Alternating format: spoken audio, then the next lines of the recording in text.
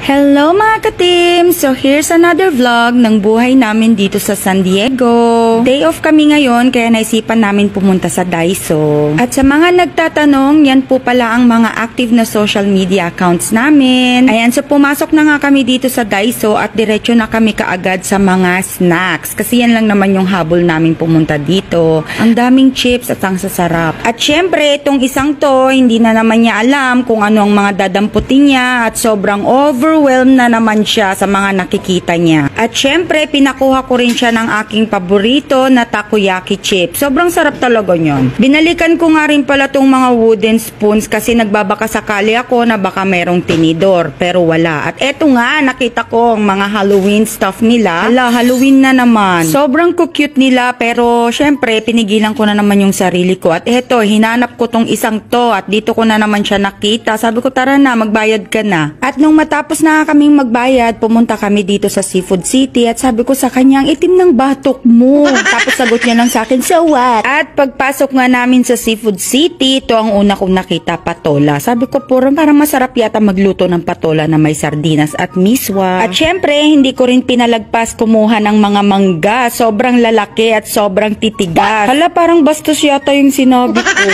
Eh bakit nga ba hindi ka mapapakuha? Nakasale kaya yan ng $1.99. Ayan, at napakuha rin si Habi ng red hotdog. Nagyayaya din pala si Rani mag-fishing. Sabi ko, bakit pa tayo mag-fishing? Daming isda. Papahirapan pa ako, tapos lalamigin pa ako dun. Mamay, nagkasakit pa ako. Charis. At nung matapos na kaming magbayad sa Seafood City, dumiretso naman kami sa Goldilocks. Yan lang ang kainaman pag nandito ka sa San Diego kasi magkakadikit na yung mga tindahan. Hindi mo rin mapifeel ang homesickness kasi nga, nandito na lahat. Syempre, kaibahan lang, dollar yung binabayad, diba? O, walang magbabash. Baka mamay may basher na naman. At eto nga, nagkahiyaan pa sila kung sino daw magbubukas ng pinto. At hayan, nakapasok din sa wakas. Welcome to Goldilocks. O, diba pwede akong magtrabaho dyan? Nasa greeter. Halos paubos na yung mga paninda nila kasi nga hapon na kaming nagpunta. Kaya kinuha ko yung pan de leche. At nung mabili na nga namin lahat, ayan, nagdesisyon na kaming umuwi. At ayan nga si Kuya Ricky, naabutan namin, naghihintay sa amin. Kaya naman niyaya na rin namin siyang magmeryenda at nang makipagkwentuhan na rin kahit sandali lang. Medyo matagal-tagal din namin silang hindi nakita dahil si Ate Julie ay nagkasakit. Yun lang ang kwento namin. Hanggang sa muli. Bye!